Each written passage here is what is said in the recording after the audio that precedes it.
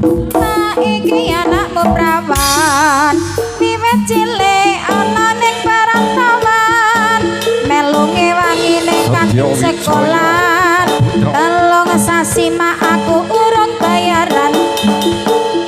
matongamu mandi tenan dicapai marang Gusti Pangeran kaya kene rasane wong ora duwe pisan diisi karo kancane eling-eling manungsa bakal mati wis mati dikubur sanak famili dipendem jero di apit bumi ana kubur iku akeh pandosa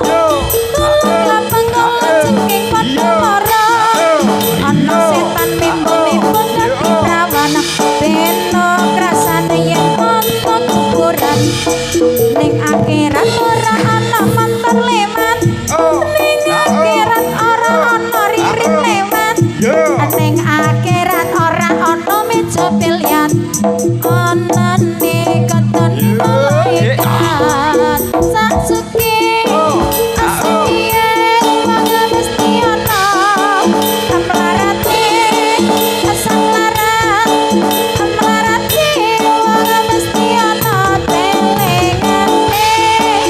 amangkane golek bojo aja mandang rupa rupa elek kuwi ora dadi ngapa makane golek bojo aja mandang bondo sing penting ora ngerti warisan maratuwa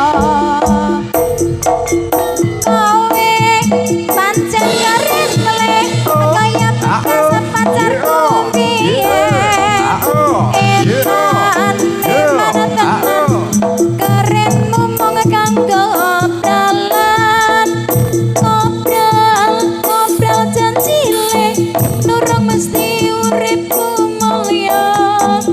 mula aku wis kandha melu aku urip nang desa ngewangi gawe foto menek kelapa